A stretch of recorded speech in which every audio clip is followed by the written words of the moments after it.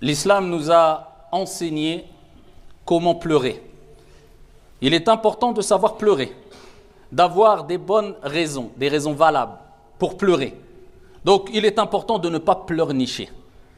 Et ô combien sont les larmes qui ont coulé, non pas par crainte vis-à-vis de notre Seigneur Tabaraka wa Ta'ala, ni même par espérance de la clémence et la miséricorde d'Allah Azza wa Jal, ni même par amour envers Allah Tabaraka wa Ta'ala, mais tout simplement par miséricorde quelquefois, par compassion d'autres fois, par crainte quelquefois aussi, ou sinon par peur, ou sinon tout simplement parce qu'on est rempli de problèmes. Et voilà que le cœur se compresse ainsi que la poitrine, et voilà que les larmes coulent, et abondamment. Et ô combien de fois on a pleuré, et ce n'est pas une honte de pleurer, et ô combien de fois on pleurera encore sûrement.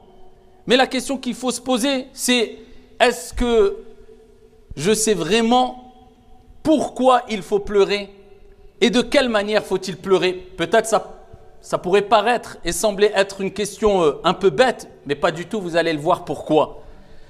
Parce que si on a bien compris l'importance de cette larme qui coule par crainte d'Allah subhanahu wa ta'ala, wallahi qu'on s'efforcera de pleurer, comme j'ai dit précédemment, non pas parce qu'on est plein de problèmes et de soucis et d'angoisse et de stress et de peur, mais par amour envers Allah subhanahu wa ta'ala. Et pourquoi pas? Comment ne pas pleurer pour Allah? Par espérance, par amour ou par crainte? Alors que le prophète alayhi salatu wassalam dans le hadith rapporté par At-Tirmidhi nous dit jamais, jamais, jamais un homme dont l'œil a pleuré par crainte d'Allah subhanahu wa ta'ala n'entrera en enfer. Jamais. C'est le prophète alayhi salatu wassalam qui nous dit. Le prophète il nous rappelle que si tu as pleuré par amour envers Allah, par crainte, par espérance pour Allah, khalisan lillah, exclusivement pour Allah, il n'y a pas de mélange d'intérêts mondains, de problèmes mondains, non, pour Allah exclusivement, eh bien la récompense n'est autre que l'interdiction. L'interdiction non pas du paradis mais de l'enfer. Alhamdulillah. Allahumma ja'alna min haoula. Qu'Allah nous compte parmi ceux-là qui pleurent par crainte, par amour, par espérance envers Allah subhanahu wa ta'ala. Ils ont rempli leur cœur de foi, de iman qui a débordé et qui a propulsé cette larme. Et ils ont versé cette larme qui est rare, qui n'a pas de prix. Cette larme que tu ne peux acheter ni avec argent, ni avec des biens de ce bas monde, ni avec... Non, c'est une larme qui vaut très cher et qui est très rare et qui vaut beaucoup auprès d'Allah subhanahu wa ta'ala. Et la récompense est énorme auprès d'Allah subhanahu wa ta'ala. Mais malheureusement, on a tendance à pleurer pour autre chose parce qu'on n'a pas pris conscience de l'importance de pleurer pour Allah subhanahu wa ta'ala, par amour vis-à-vis d'Allah subhanahu wa ta'ala. Mais au contraire, comme j'ai dit précédemment, ça peut être par peur, par crainte, par quelquefois même on pleure de rire. Alors, je ne dis pas que c'est interdit de rire et que c'est interdit de sourire. Il n'y avait pas plus souriant que le prophète alayhi afdalus salati wa taslim, comme ont rapporté cela les compagnons radiyallahu anhum wa ardahum. Il a eu des problèmes, des soucis, des épreuves que personne parmi nous n'a et n'aura. Il avait le poids de la umma sur le dos, alayhi salatu wassalam. Et avec cela, eh bien le prophète, alayhi salatu wassalam, quand il croisait sahaba, il était toujours souriant. Ce sourire qui cachait énorme. Mais ça, c'est le croyant qui s'en remet en Allah subhanahu wa ta'ala. Il ne veut pas se plaindre auprès des gens, mais auprès de Dieu. Et il montre sa satisfaction, son agrément du destin d'Allah azza wa jalla à travers son sourire. Il est toujours épanoui. Il cache ses épreuves pour qu'elles soient vouées exclusivement pour Allah subhanahu wa ta'ala. Sahaba, des compagnons, riaient quelquefois. Mais là, je parle de ceux qui meurent de rire tout le temps. Ils en font une habitude. Ils pleurent de rire. Alors que le prophète alayhi salatu wassalam a dit: par celui qui détient mon âme dans sa main, si vous saviez ce que je sais, dans une version, si vous aviez vu ce que j'ai vu, la dahiktum qalila wa la bakaytum kathira, vous ririez très peu et vous pleureriez beaucoup. Ils ont dit: Ya Rasulallah, Mais qu'as-tu vu? Il a dit, j'ai vu le paradis et l'enfer. Mikaïl ne souriait pas. Le prophète alayhi salatu wassalam interroge lors de ce fameux voyage nocturne. Mais qu'a-t-il Mikaïl à ne jamais sourire? Je dis, Mikaïl n'a plus jamais souri depuis qu'il a vu l'enfer. On ne dit pas qu'on ne doit pas sourire et rire. Ça peut être un bien même pour le moral et la santé. Mais d'en faire une règle générale et ne jamais pleurer par amour, par crainte, par espérance vis-à-vis d'Allah subhanahu wa ta'ala, c'est problématique. Et c'est une preuve de notre déficience. C'est une preuve que nous n'avons peut-être pas bien compris l'importance du fait de s'en remettre à Allah Azza wa Jal et de penser plus à l'au-delà qu'à ce bas monde. Sahaba, ils avaient pour habitude de pleurer. Parce qu'ils se remettaient en question. Ils se posaient les bonnes questions. Et ils ne pleurnichaient pas comme moi le premier. Et on a tendance à pleurnicher. Alors on n'est pas parfait, on est humain. Je ne dis pas qu'on ne peut pas pleurer parce qu'on a des soucis. On a des angoisses, du stress, de la compassion, de la peine, du chagrin. Non, ça c'est quelque chose d'humain. Mais pleurnicher, c'est-à-dire pleurer pour rien, ou pleurer de rire, ou passer son temps à pleurer pour des choses mondaines et jamais pleurer par amour envers Allah, c'est problématique. Parce qu'on a le cœur, illa man rahimallah, trop lié avec ce bas monde. Alors, n'oublie pas qu'Allah est satisfait d'un serviteur riche. Comme on dit, il est blindé, pas de problème. Mais reconnaissant. Le principal, c'est de ne pas être noyé par ce bas monde dans ton cœur. Amma si tu as dunya dans tes poches, dans tes mains, et ça ne te détourne pas du bien d'aider les gens, d'aider autrui, de la modestie, de ton Seigneur, pas de problème. Allah aime ce genre de personnes. Mais malheureusement, quelquefois, on est dépassé par ce bas monde et on pense que très peu à l'au-delà. Un petit problème, on se plaint et on en fait des affaires d'État et on pleure pendant des semaines, des mois, des années. Mais dans toutes ces larmes, quelquefois des larmes de crocodile que tu as versées, elle est où la larme très rare? Cette larme qui te préservera du feu de l'enfer. Cette larme qui va purifier tes péchés. Cette larme qui va purifier ton cœur. Cette larme qui est une preuve que tu aimes vraiment Allah subhanahu wa ta'ala. Cette larme qui va te protéger ici-bas et dans le delà. Elle est où? Dans tous ces litres de larmes, si on veut. Elle est où? Dans tout cet océan de larmes. Elle est où cette larme rare? Cette larme qui vaut énorme. Le prophète alayhi salatu wassalam, quand il a parlé de cette catégorie de personnes qui seront ombragées par l'ombre d'Allah, le jour où il n'y aura d'autre ombre que son ombre subhanahu wa ta'ala, le jour de la résurrection où les gens diront nafsi, nafsi, nafsi, moi, alors que le soleil sera au-dessus des têtes, les gens chercheront un peu d'ombre. Et parmi ces gens-là, 7 catégories de personnes. Et parmi ces 7 catégories de personnes, le prophète alayhi salatu wassalam a dit un homme ou une femme qui s'est isolé. Personne ne le regarde. Pour Allah exclusivement, il s'est rappelé d'Allah, il a évoqué son Seigneur et il a versé une larme par crainte, par amour, par espérance pour Allah subhanahu wa ta'ala. Cette larme, elle vaut cher auprès d'Allah. Non seulement c'est la cause de ta préservation du feu de l'enfer, mais en plus de cette ombre que tout le monde recherchera au jour de la résurrection. Mais nous, on pleure pourquoi? On pleure comme pleurait Sahaba, comme pleurait Abdurrahman ibn Auf radiyallahu anhu, comme il est relaté fait sahih, quand un jour on lui a servi à manger adi. Et la nourriture de l'époque, c'est pas les repas qu'on a aujourd'hui, hein, où on ne sait même plus quoi manger parce qu'il y a tellement de choix et on peut s'acheter ce qu'on veut. Qu'Allah nous pardonne. On comprend pourquoi le prophète alayhi salatu wassalam a dit que les pauvres rentreront 500 ans avant les riches au paradis. Parce que nous, quand on va arriver, illa man rahimallah, on va arriver devant Allah Azza wa Jalla avec tous les bienfaits qu'on a.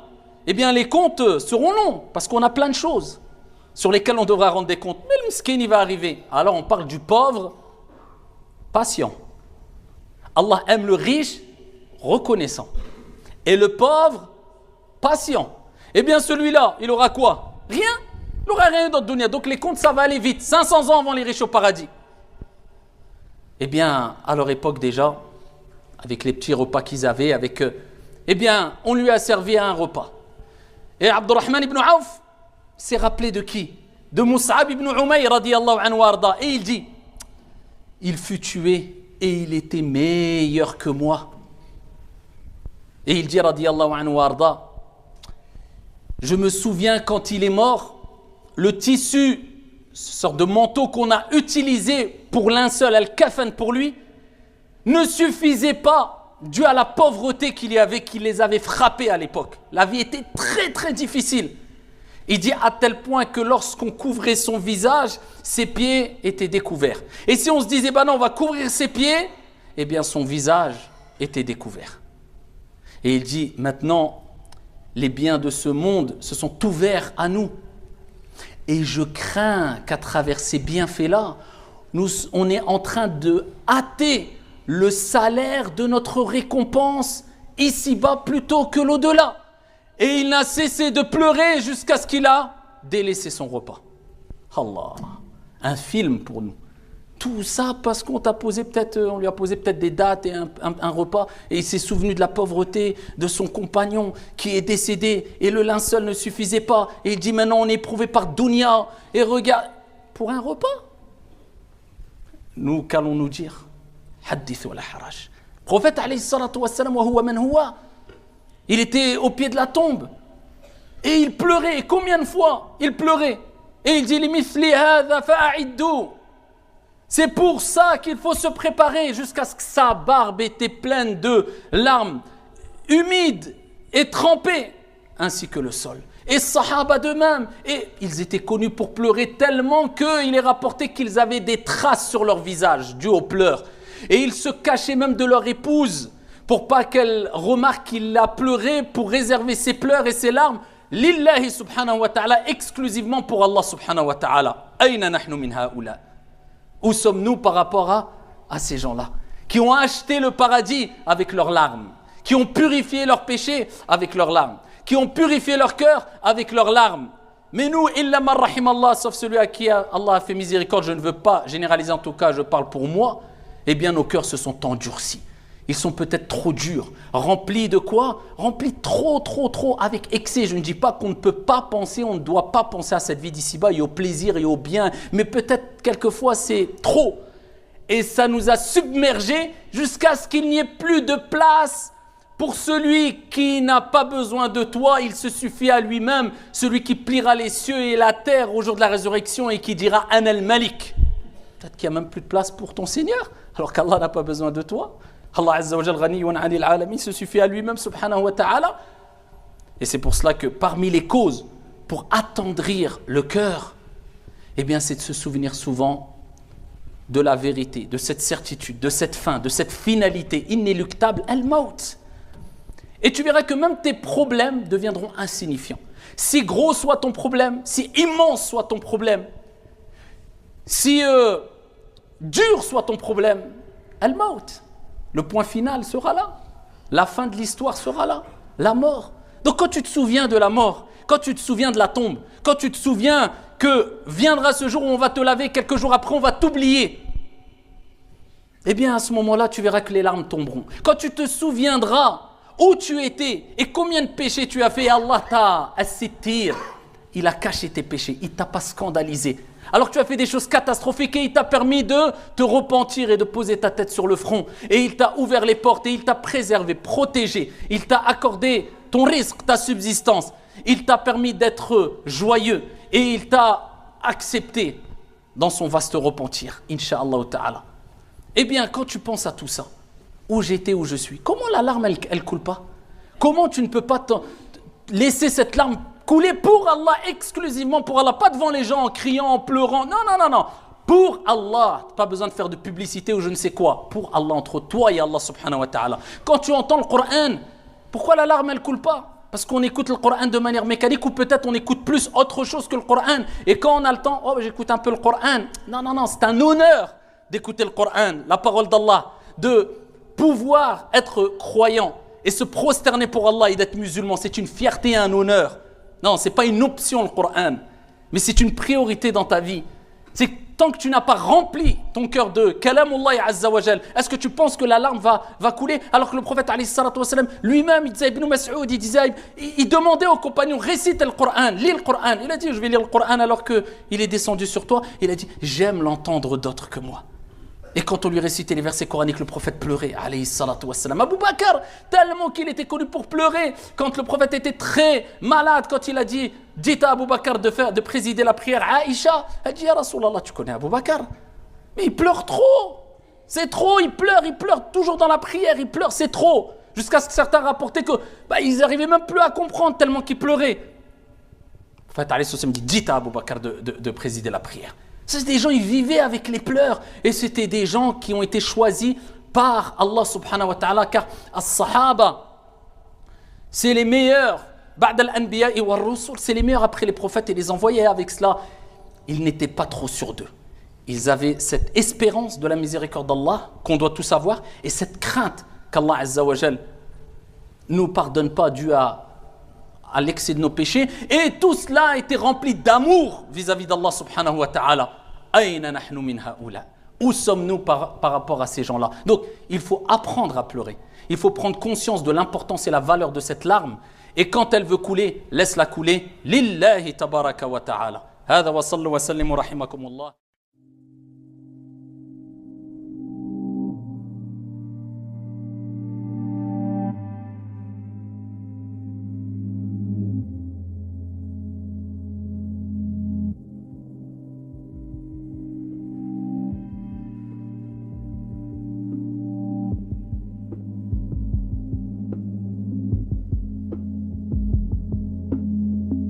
I sent my name into the void. It came back shaped like fractured noise. My hands dissolve, my pulse is slow. Time hums in loops I used to know. Stars don't blink, they stare me down.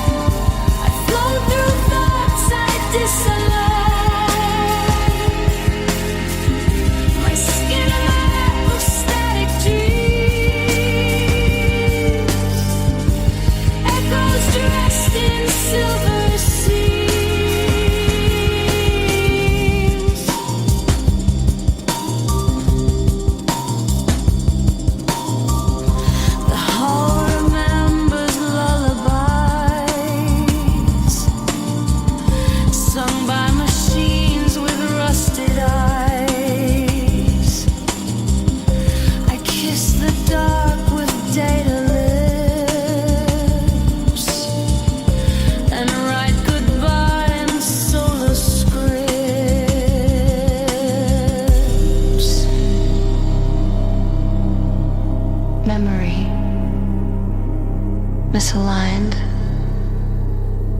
Orbit failed. Transmission ends. I remain.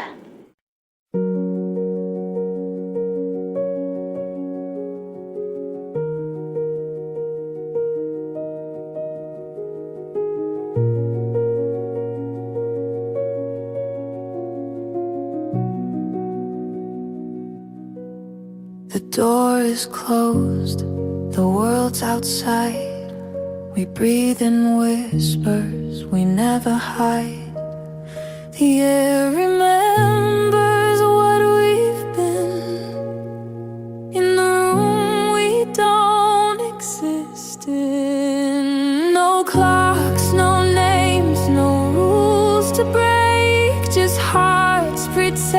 standing there awake. If love's a crime, we serve it here in silence, safe and crystal clear.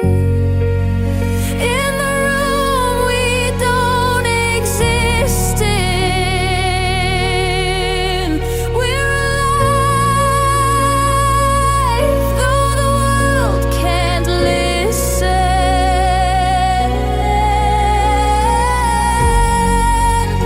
Every touch rewrites what's real.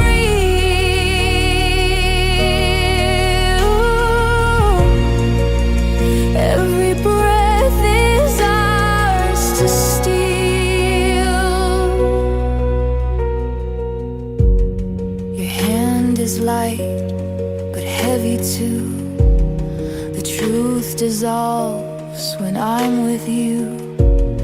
The walls have seen but never speak. Our love's a storm that feels so meek. We fade before the morning's thin. The world forgets where we have been. But when I close my eyes, I'm still within the room we don't exist in. In the room we don't exist in. We're alive, though the world can't listen.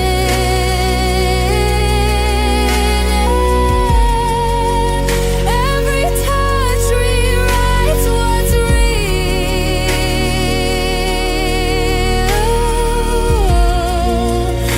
Every breath is ours to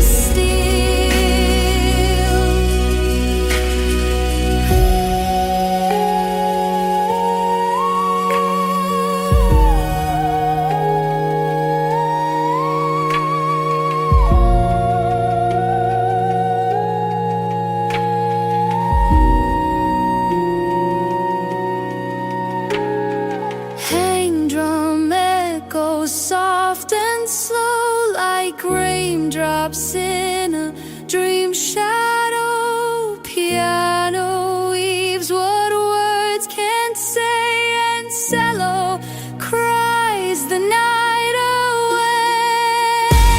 When daylight calls, we fade, we dim, but love still hums beneath our skin. And when I dream, you draw me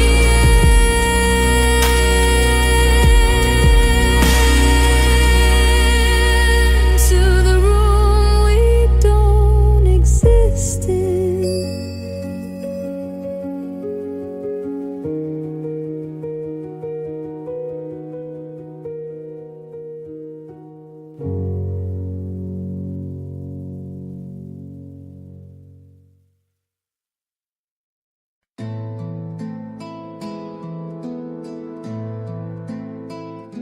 The wind wind whispering your name through every night.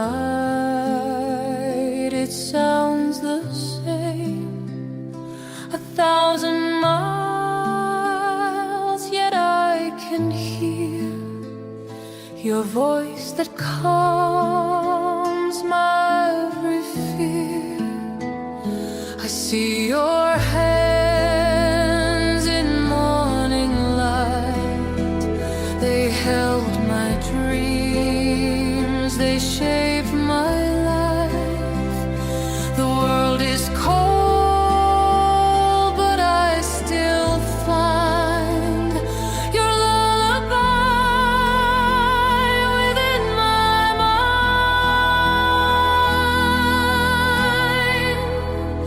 My